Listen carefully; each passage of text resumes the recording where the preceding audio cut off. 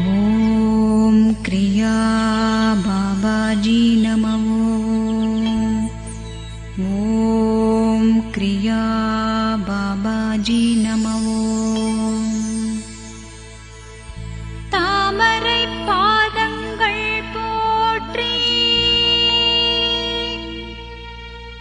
யோகத்தின் குருவே போற்றி, தீபத்தின் சுடரே போற்றி, அனைத்தும் உமக்கே சமர்ப்பணம் போற்றி.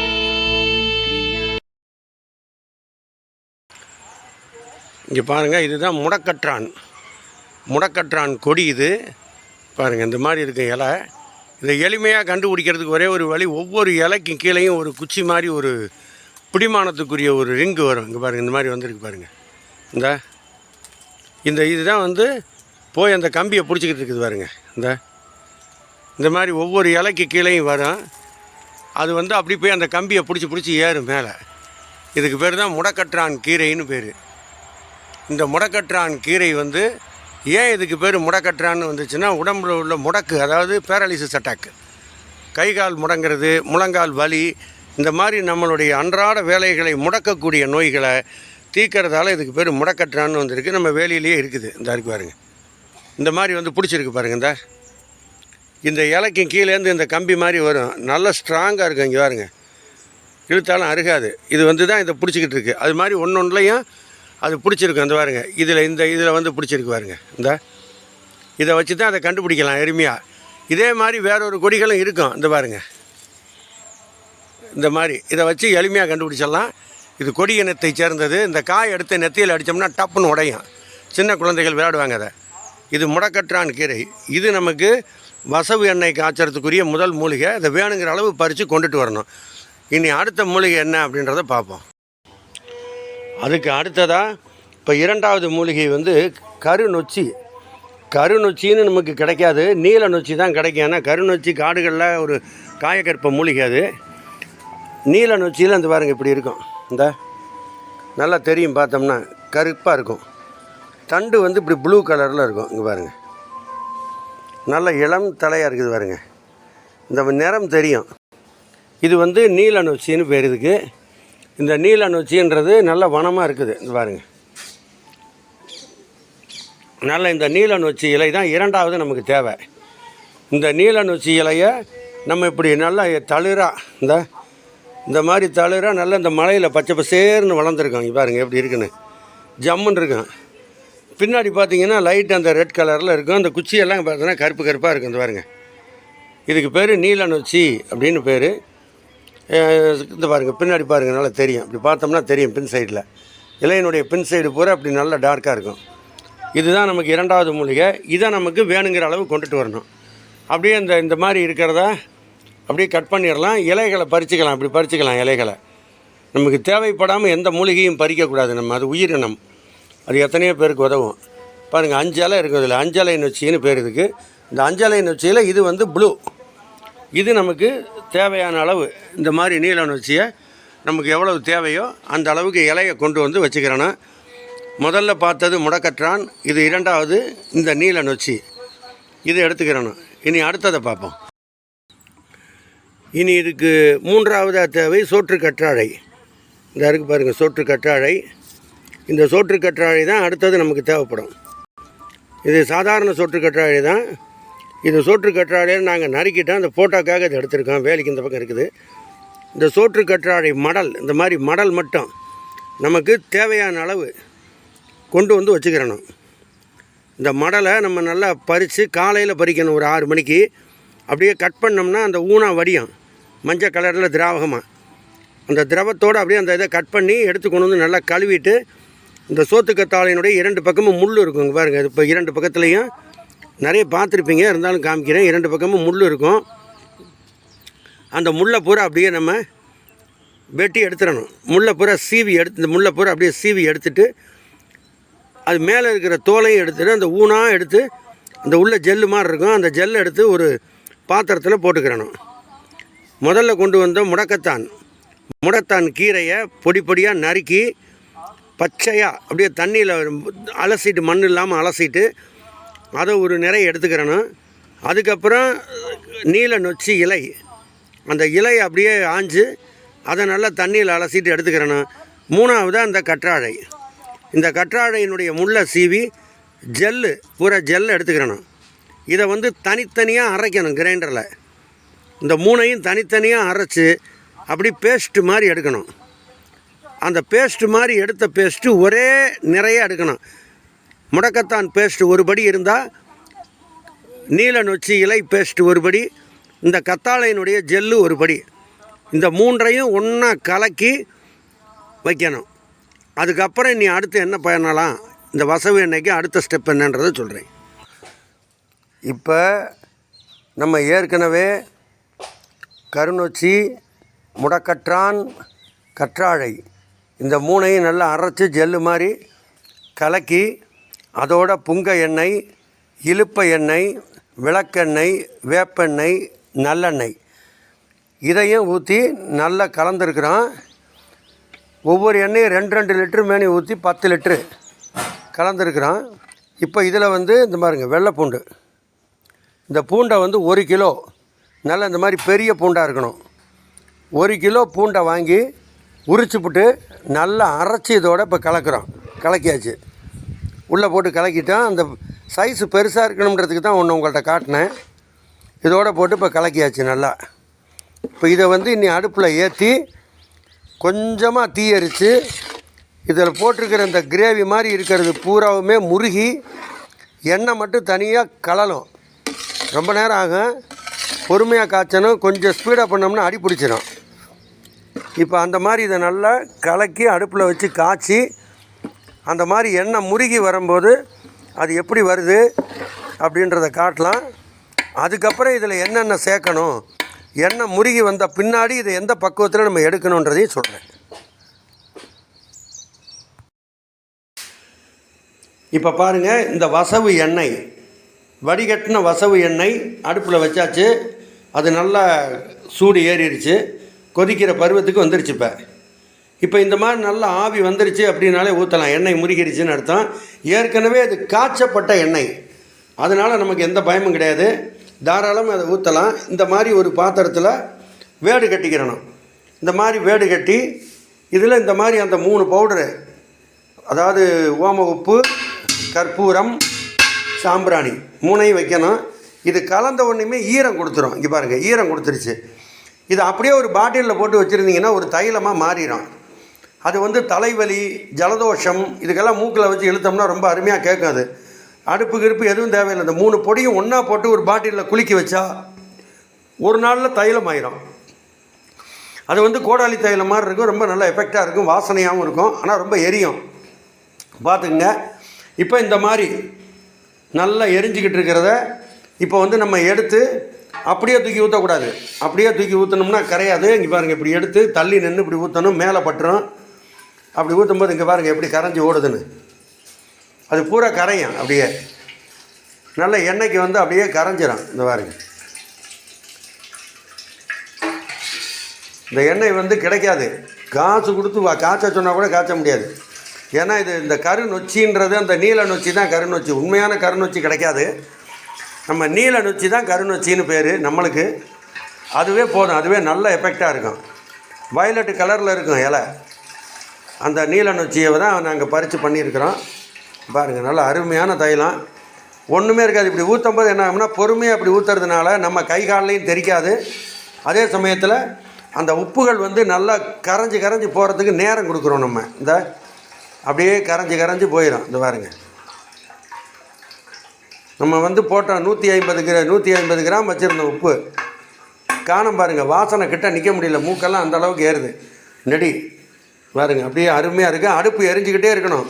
பாருங்கள், அடுப்பு எரிஞ்சிக்கிட்டே இருக்கணும். கீழே அப்படியே எடுத்து ஊற்றணும் தைலத்தை. கொஞ்சம் ஒரு அரை பங்கு தைலம் ஊற்றி இதெல்லாம் கரைஞ்சிருச்சு அப்படின்னா அப்புறம் அடுப்பை ஆஃப் பண்ணிடலாம். அப்புறம் தூக்கி பொறுமையாக ஊற்றிக்கலாம். ஏன்னா நமக்கு வந்து மெயின் இந்த மருந்தோடு இந்த உப்புகள் கலக்கணும். இதுதான் நம்மளுக்கு அந்த மூட்டு வலியை உள்ளே போய் அந்த வலியை வந்து பெயின் ரிலீவர், அந்த வலியை நிவர்த்தி பண்ண இந்த நொச்சி முடக்கற்றான்னு பேர் வந்ததே கைகால் முடக்கத்தை நீக்கும் ஒரு இலை, அது மூலிகை, அருமையான கடவுள் படைப்பு. அந்த முடக்கு அறுத்தான் அப்படின்னு பேர் அதுக்கு. முடக்கத்தான்னு பேச்சு வாழ்க்கையில் வந்துருச்சு. இப்போ நம்ம அடுப்பை ஆஃப் பண்ணிடலாம். இந்த சூட்டோடு அப்படியே ஊற்றிடலாம். எல்லா எண்ணெயும் பொறுமையாக எடுத்து ஊற்றணும். பாருங்கள், இவ்வளவு தான் வேலை.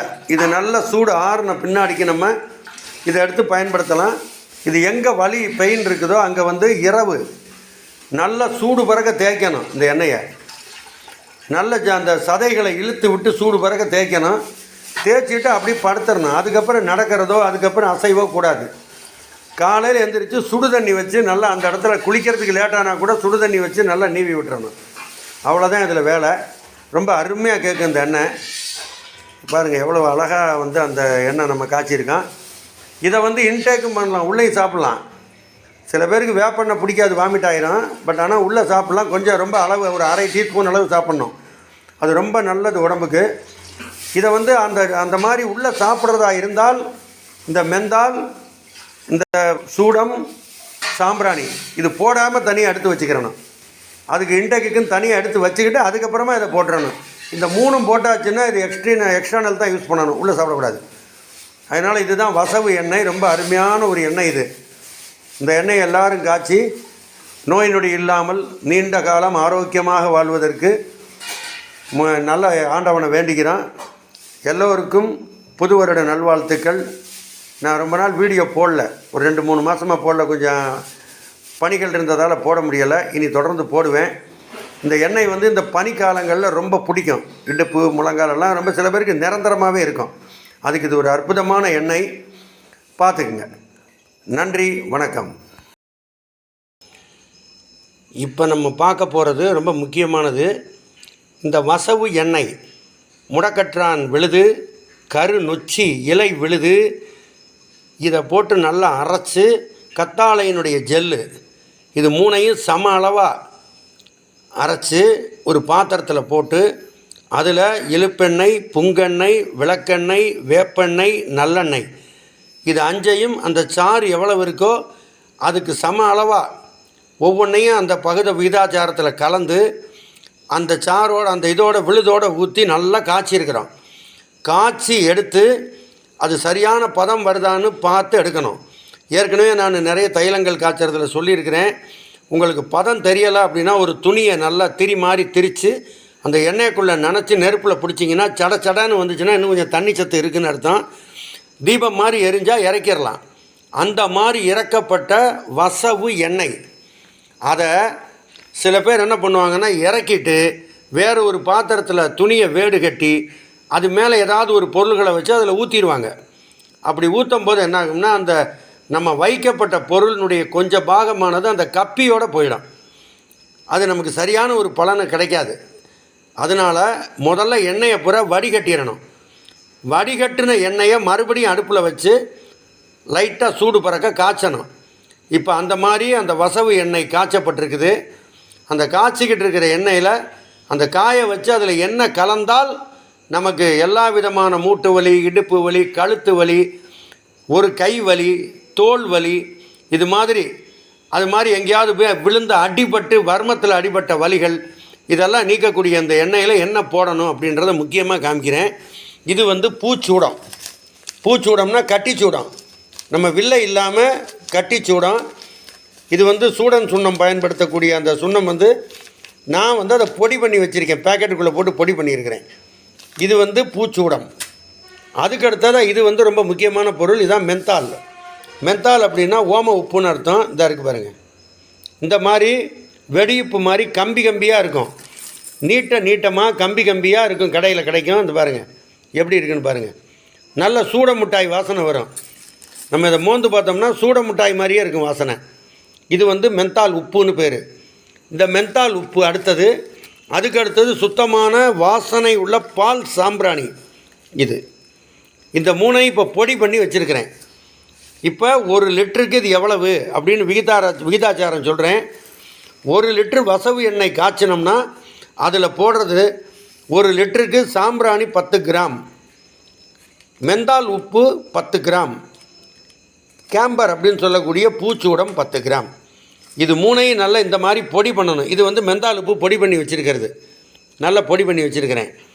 இந்த மூணையும் நல்லா பொடி பண்ணி அந்த எண்ணெயை நல்லா சூடு பண்ணிக்கிட்டு வடிகட்டின எண்ணெயை ஒரு பாத்திரத்தில் வேடு கட்டி அதில் இந்த பொடிகளை மேலே வச்சு ஊற்றணும். இப்போ நான் வச்சுருக்கிறது வந்து 5 லிட்டர் வச்சுருக்கிறேன். 5 லிட்டர் காய்ச்சிருக்கோம் எண்ணெய்.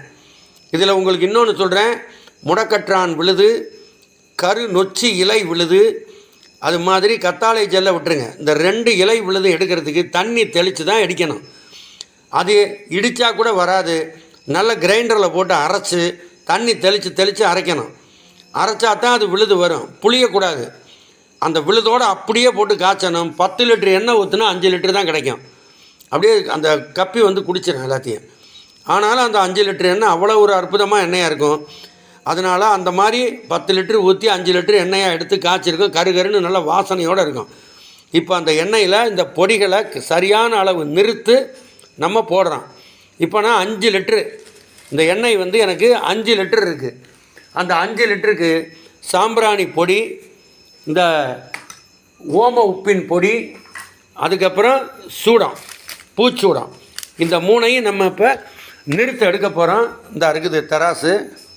இப்போ நம்ம இதை நிறுத்த எடுக்கிறதுக்கு ஒரு சின்ன பாத்திரத்தை பயன்படுத்துகிறோம். முதல்ல அந்த பாத்திரத்தை எடை போட்டுக்கிடுவோம்.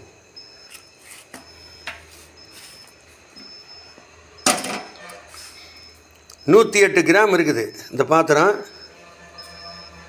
இந்த 108 கிராம் இப்போ நம்ம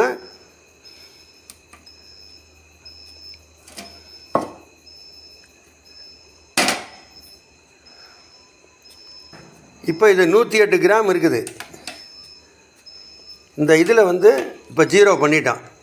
இப்போ பாத்திரத்தின் எடையை 0 பண்ணியிருக்கிறோம்.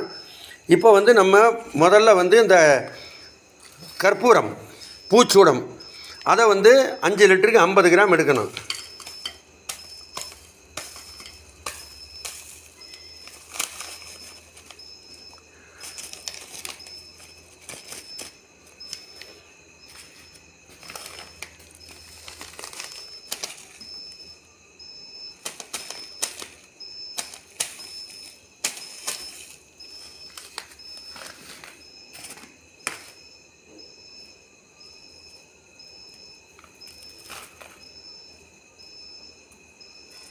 இப்போ நம்ம பூச்சூடம் 50 கிராம் எடுத்தாச்சு. இப்போ அடுத்ததாக ஓம உப்பு, அதாவது மெந்தால். அந்த மெந்தால் வந்து இப்போ நம்ம எடுக்க போகிறோம். இதை வந்து ஒரே பாத்திரத்தில் போட்டுடலாம். இந்த இருக்குது பாருங்கள், 50 கிராம் சாம்பர். அதை வந்து ஒரே இதில் தட்டில் வச்சிட்றோம்.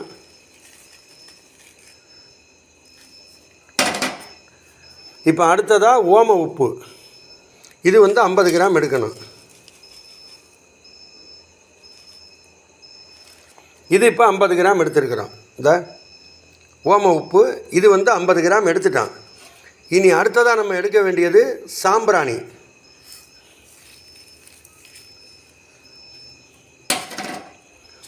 இது வந்து நல்ல வாசனை உள்ள சுத்தமான சாம்பிராணி.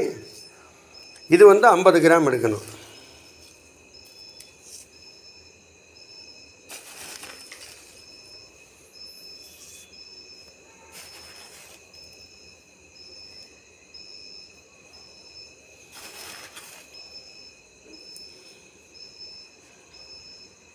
இப்போ இதுவும் 50 கிராம் எடுத்துட்டான் பாருங்கள். இந்த 50 கிராம் எடுத்தாச்சு. இது எப்படி துணியில் வச்சு எப்படி வடிகட்டணுன்றதை இப்போ பார்க்கலாம். இப்போ நம்ம அருமையான முறையில் இந்த முடக்கற்றான், கத்தாழை, கரு நொச்சி, அதாவது நீல நொச்சி, இந்த 3ஐயும் எடுத்து அதை பல பக்குவங்கள் கொண்டு போய் நல்லெண்ணெய், இழுப்பெண்ணெய், விளக்கெண்ணெய், வேப்பெண்ணெய், புங்கெண்ணெய், இந்த 5 சேர்ந்த ஐங்கூட்டு தைலத்தில் இதை ஊற்றி நல்லா காய்ச்சணும். மெழுகு பதமாக காய்ச்சி அதற்கப்புறமா இதில் நம்ம போட வேண்டிய சாம்பிராணி, கற்பூரம், மெந்தால், ஓம உப்பு, இது 3ஐயும் பொடி பண்ணி வச்சு அதில் வடிகட்டி எடுத்துருக்குறோம். ரொம்ப அற்புதமான தைலம். அனைத்து விதமான ஜாயின்ட் பெயின்ஸ், அதாவது முழங்கால் வலி, இடுப்பு வலி, கழுத்து வலி, வேறு எங்கேயாவது டம்முன்னு அடிபட்டதுனால ஏற்பட்ட வர்ம வலிகள், இதையெல்லாம் தீர்க்கக்கூடிய அற்புதமான தைலம். காய்ச்சி முடித்து வடிகட்டி எடுத்து பாட்டிலில் வச்சுட்டான். 10 லிட்டரு ஊற்றணும். எண்ணெய் வந்து 10 லிட்டரு. 10 லிட்டரு ஊற்றினதுக்கு நமக்கு 5 லிட்டரு கிடச்சிருக்குது. இது ஒரு பாட்டில். இந்த 7up பாட்டில் வந்து 2.5 லிட்டரு, 2 பாட்டில் இருக்குது. இது எவ்வளவு திக்காக இருக்குன்னு பாருங்கள். தேன் மாதிரியே இருக்கும். இங்கே பாருங்கள், இது தேன் மாதிரி அப்படியே இருக்கும். தைலம் இந்த பக்குவம் வரணும். இப்போ வந்தால் தான் அது தைலம் நல்லா இருந்துச்சுன்னு அர்த்தம். இது பாருங்கள், தேன் மாதிரி அப்படியே இருக்கும் பார்த்தோம்னாக்க. ரொம்ப அருமையான தைலம் இது. இதை எப்படி பயன்படுத்துறதுன்னு சொல்கிறேன்.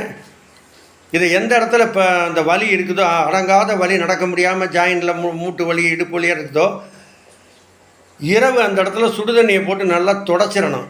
தொடச்சி ஒரு 10 நிமிஷம் காஞ்ச பின்னாடி உடம்புல இந்த தைலத்தை அப்ளை பண்ணணும். ஒரு கரண்டி அப்ளை பண்ணால் போதும். ஒரு கரண்டி, சின்ன கரண்டியில் ஒரு கரண்டி எடுத்து அந்த இடத்துல வெறுமனை பூசணும். பெயிண்ட் பூசுகிற மாதிரி வெறுமனை பூசணும். அதை அழுத்தி தேய்க்கிறது, சூடு பறக்க தேய்க்கிறது அப்படியெல்லாம் பண்ணக்கூடாது. இதை பூசிட்டு அப்படியே விட்டுறணும். ஒரு 20 நிமிஷம் கழித்து மெதுவாக அப்படியே சும்மா கையை தடவி கொடுக்குற மாதிரி அந்த இடத்த தேய்ச்சோம்னா அந்த எண்ணெய் காணா போயிடும். அது எங்கே போகுதுன்னே தெரியாது. அதுதான் மேஜிக். இதில் அந்த எண்ணெய் வந்து அப்படியே காணா போயிடும், அந்த இடத்துல இருக்காது. அதுக்கப்புறமா அப்படியே படுத்துடணும். அதுக்கப்புறம் நடக்கக்கூடாது. ஒரு 4 ஹவர்ஸ்லேருந்து 5 ஹவர்ஸ் வரை, 5 மணி நேரம், 4 மணி நேரம்லேருந்து 5 மணி நேரம் வரை அப்படியே படுத்துடணும். இரவு தூங்கிட்டு காலையில் எந்திரிச்ச உடனே இளம் சுடு தண்ணி குளித்தாலும் சரி, அந்த இடத்த சோப் போட்டு கழுவிக்கிட்டாலும் சரி, இதை பண்ணிக்கிட்டே தொடர்ந்து வர வர படிப்படியாக அந்த வலி குறைஞ்சி பூரண சுகமடையும். இது ரொம்ப வெறுமனே அந்த நொச்சி இலையை தண்ணியில் போட்டு கொதிக்க வச்சு ஒத்தடம் கொடுத்தாலே வீக்கம் வலியெல்லாம் போகும்பாங்க. இது வந்து அவ்வளவு அற்புதமாக செஞ்ச தைலம். இன்றைக்கி அனைவருக்கும் என்னுடைய ஆங்கில புத்தாண்டு நல்வாழ்த்துக்கள். எல்லோரும் ஆரோக்கியமாக, நோயின்றி, வறுமையின்றி, பகையின்றி, கடனின்றி வாழணும்னு அந்த எல்லாம் வல்ல இறைவனையும் குருவையும் பிரார்த்திக்கிறேன். இந்த தைலத்தை எல்லாரும் பொறுமையாக செஞ்சு வச்சுக்கோங்க. வயதானவர்கள், பெண்கள், இவங்களுக்கெல்லாம் இந்த முழங்கால் வலி வருது. காரணம் இந்த டைல்ஸில் நடக்கிறது. டைல்ஸு, கிரானைட்டு நம்ம ஆசைப்பட்டு போட்டுடுறோம். அந்த காலத்தில் நம்ம பெரியவங்கெல்லாம் மண் தரையில் சும்மா சாணி போட்டு மெழுகிட்டு நடந்தாங்க. அவங்களுக்கெல்லாம் அது இல்லை. இப்போ டைல்ஸு, கிரானைட்டுன்னு அப்படியே பல நம்ம வேணுங்கிறத போடுறோம். அது வந்து ஈரத்தை வாங்காமல் நம்ம நடக்கும்போது நம்ம கால்கள் குளிர்ச்சி அதிகமாக ஏற்படுற காரணத்தால் அந்தந்த ஜாயிண்டில் இருக்கக்கூடிய ஜவ்வுகள் வறட்சி அடைஞ்சிருது. இதுதான் உண்மையான காரணம்.